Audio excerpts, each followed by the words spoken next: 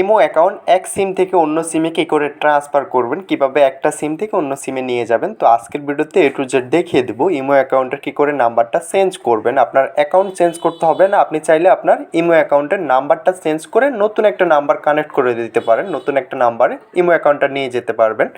তো সেটা কি করে করতে হবে, তো আজকের ভিডিওতে A to Z দেখিয়ে দিব। তো তার জন্য সর্বপ্রথম আমরা আমাদের প্রোফাইলে চলে আসতে হবে। আমি এখান থেকে প্রোফাইলটা ওপেন করে নিলাম। প্রোফাইলটা ওপেন করার পরবর্তীতে এখান থেকে আমরা সেটিংস একটা অপশন পেয়ে যাব। তো আমরা জাস্ট এখান থেকে সেটিংস অপশনে চলে আসতে হবে। আমি এখান থেকে সেটিংস অপশনে চলে আসলাম। সেটিংস অপশনে চলে আসার পরবর্তীতে এখান থেকে আমাদের আরও একটা অপশনে চলে আসতে হবে, এটা হচ্ছে account security.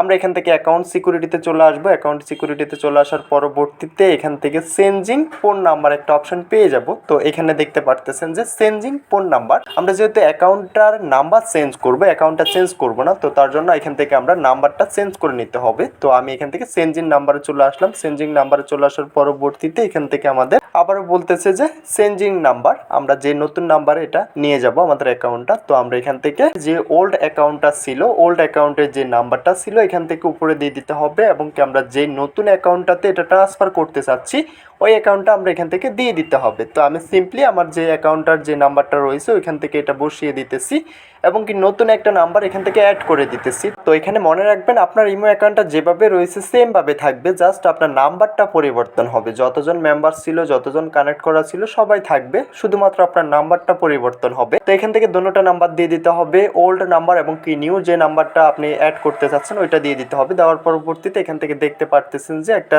Tick mark enable হয়ে যাবে। তো উপরে দেখতে পারতেছেন যে একটা টিক মার্ক এনেবল হয়ে যাবে, আপনি জাস্ট এখান থেকে টিক মার্কে ক্লিক করে দিতে হবে। টিক মার্কে ক্লিক করে দেওয়ার সঙ্গে সঙ্গে আপনার ইমো অ্যাকাউন্টটা নাম্বারটা পরিবর্তন হয়ে যাবে, নাম্বারটা চেঞ্জ হয়ে যাবে। ইমো আইডিটা পরিবর্তন হবে না, জাস্ট আপনার এখান থেকে নাম্বারটা পরিবর্তন হবে।